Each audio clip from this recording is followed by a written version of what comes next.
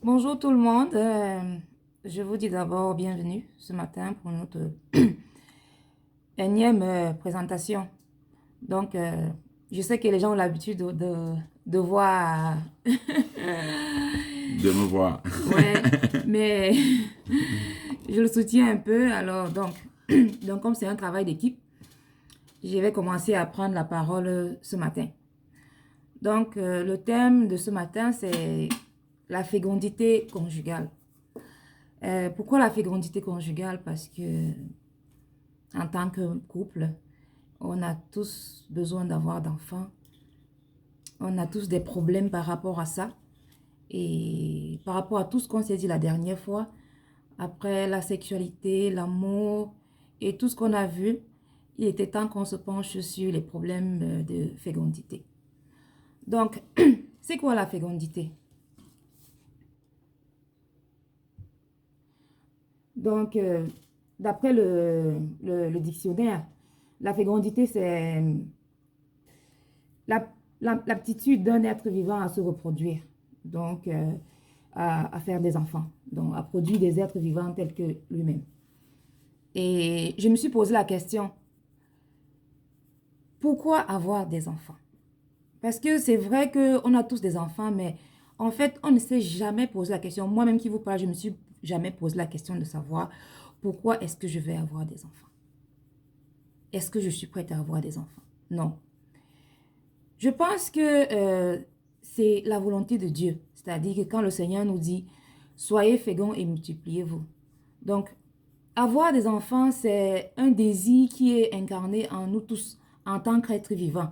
Donc, naturellement, on a le désir en nous de reproduction. Ça, c'était ma première vision.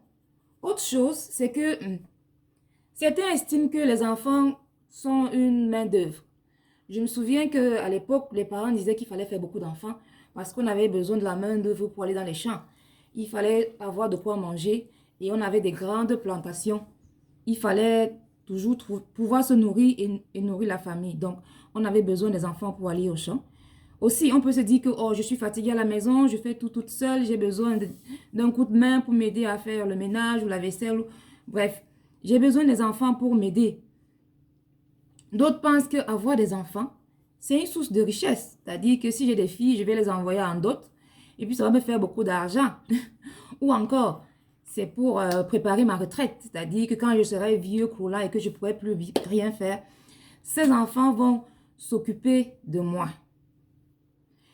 Et d'autres estiment que, bon, il faut juste suivre le mouvement. C'est-à-dire que on grandit, on trouve du travail, on se marie, on fait des enfants. Et donc, c'est juste un mouvement de la société. C'est-à-dire que je fais des enfants parce que la société pense que à un certain moment de la vie, il faut faire des enfants.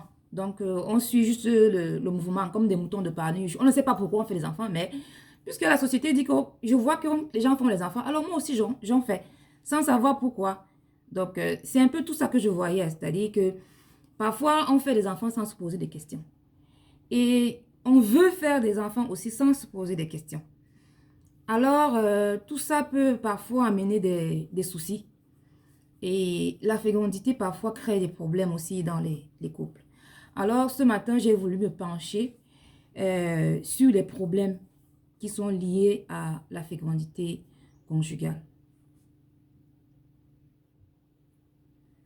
Donc, le premier problème que j'ai vu qui soit lié à la fécondité dans le couple, c'est la culture. C'est-à-dire que dans notre culture, en Afrique particulièrement, euh, l'enfant est au centre du mariage. C'est-à-dire que quand on se marie, c'est pour faire des enfants. C'est-à-dire qu'il n'y a pas une autre issue. C'est-à-dire de telle façon que un mariage sans enfant se trouve un peu comme nul et de non-effet, quoi. C'est-à-dire que s'il n'y a pas d'enfant, franchement, ça ne sert à rien de se marier. Un autre problème que j'ai remarqué, c'était que il y avait beaucoup de parentés irresponsables. Vraiment. C'est-à-dire que, comment on fait les enfants? Parce que on suit le rythme de la société, on ne se pose pas les questions avant, alors on fait les enfants n'importe où, n'importe comment. Et parfois même, on fait des enfants à la charge des autres. Je me souviens de quelqu'un qui me disait, je suis ici, mais je dois faire vivre toute une famille. Ma sœur, elle a des enfants, elle en a 3, avec un monsieur qui s'en occupe pas du tout. Et moi, je suis obligée de m'occuper de moi et aussi des enfants de ma sœur en même temps. C'est-à-dire qu'il y a des gens qui font des enfants et qui ne s'en occupent pas du tout. À quoi ça sert alors de voir des enfants dont on ne peut pas s'en occuper? Une autre chose que je voyais, c'était la pression que l'on se met à soi-même. C'est-à-dire que on se met une telle pression qu'on n'arrive même pas à vivre. On se marie, puisqu'on se marie pour avoir des enfants. Un mois après, si on n'est pas enceinte, on commence à stresser. Et on commence à...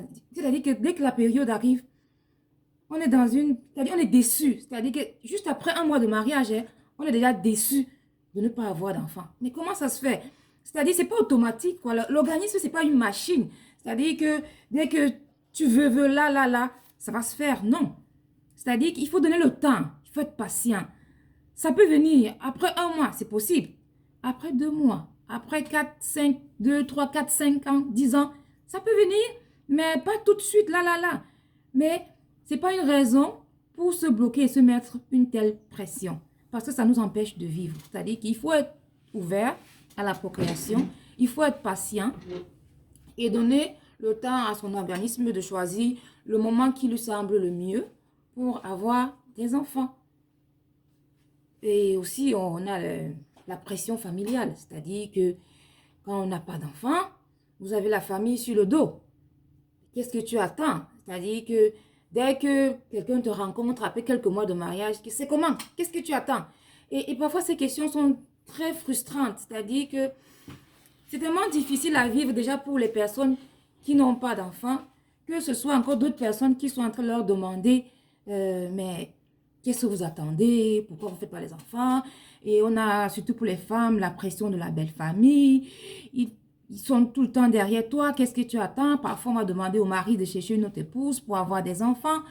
Et parfois, c'est très difficile à vivre dans le couple.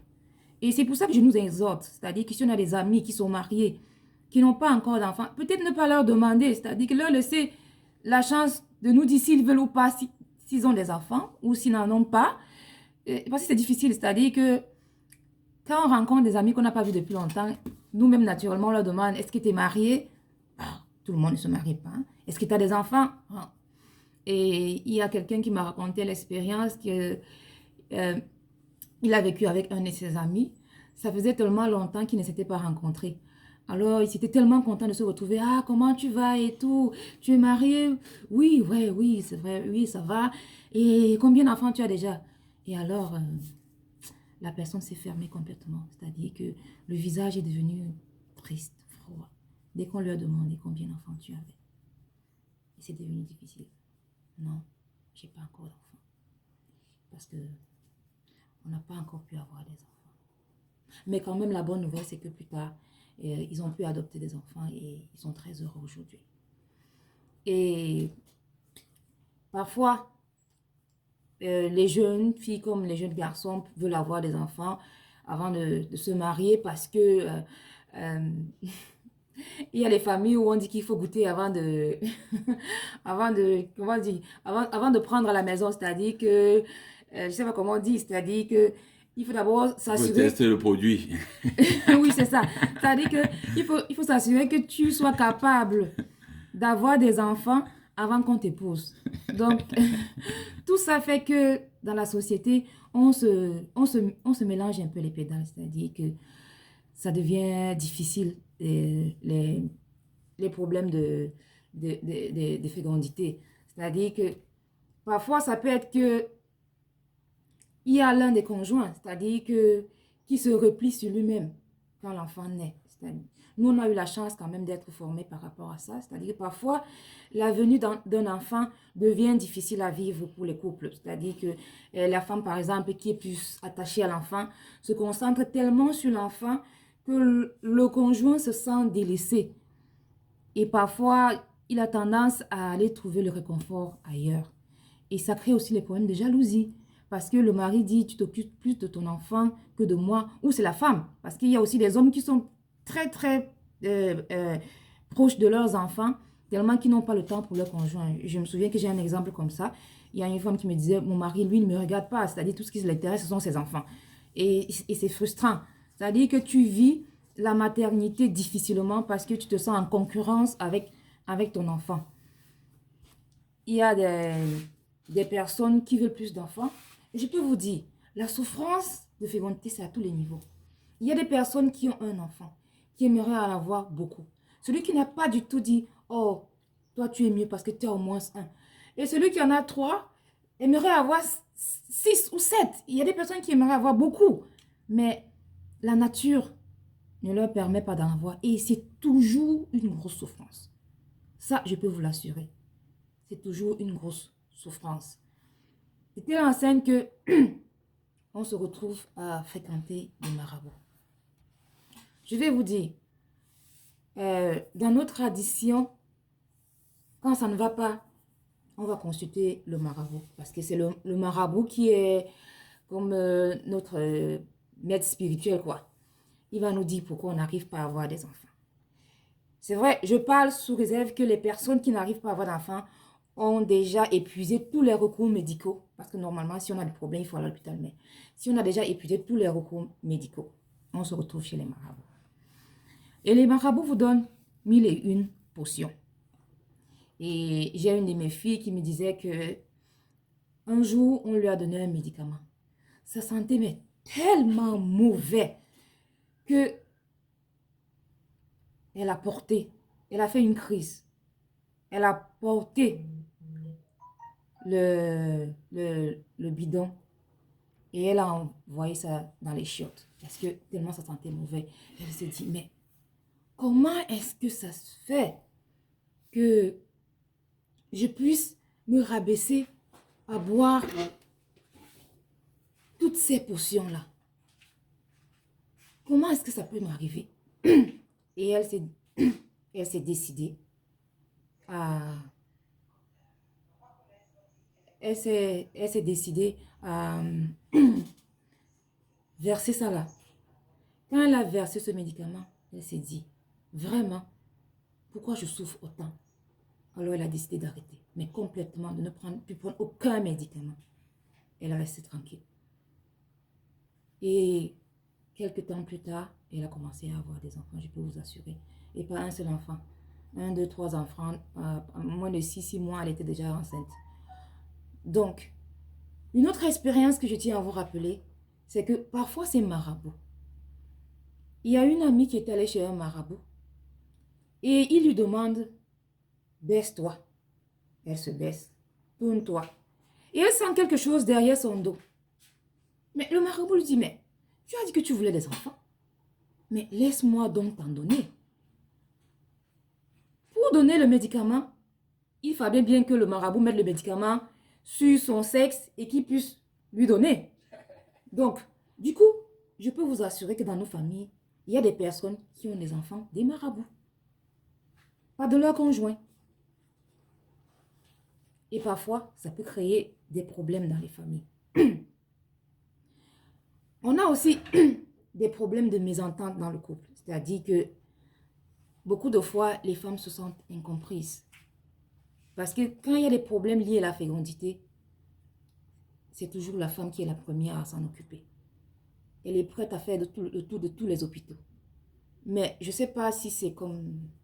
C'est le sentiment masculin. Les hommes ont beaucoup de mal à se retrouver chez les gynécologues. C'est-à-dire quand le monsieur en tant que gynécologue, ça fait, bon, c'est les histoires de femmes. Alors que parfois, le problème ne vient pas de la femme. Ça peut venir aussi du mari. Et il a besoin de suivre un traitement chez le gynécologue. Mais comme c'est difficile pour lui, c'est-à-dire que quand il sent que ça peut venir de lui, c'est comme s'il ne se sentait pas assez homme, quoi. Il se sent diminué. Alors, il préfère ne pas y aller. Et c'est comme ça que beaucoup de fois, le couple peut se disloquer. Et je vous assure que nos parents, ils avaient une autre façon de gérer cette situation.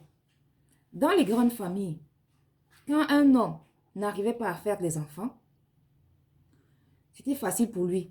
de demander à la femme de faire un enfant avec son frère ou son ami, mais il savait garder le secret. Donc, ça ne sortait pas.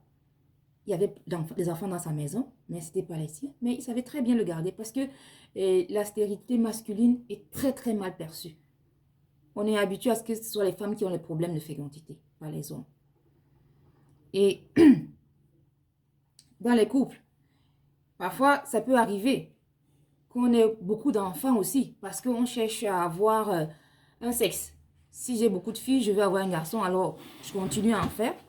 Si je veux beaucoup de garçons, je veux des filles, alors je continue à en faire. Donc, face à tout ceci, nous, on a essayé de réfléchir pour voir comment est-ce que on pouvait apporter des solutions à tout cela. Donc, ce que je vais faire maintenant, c'est d'essayer de vous présenter quelques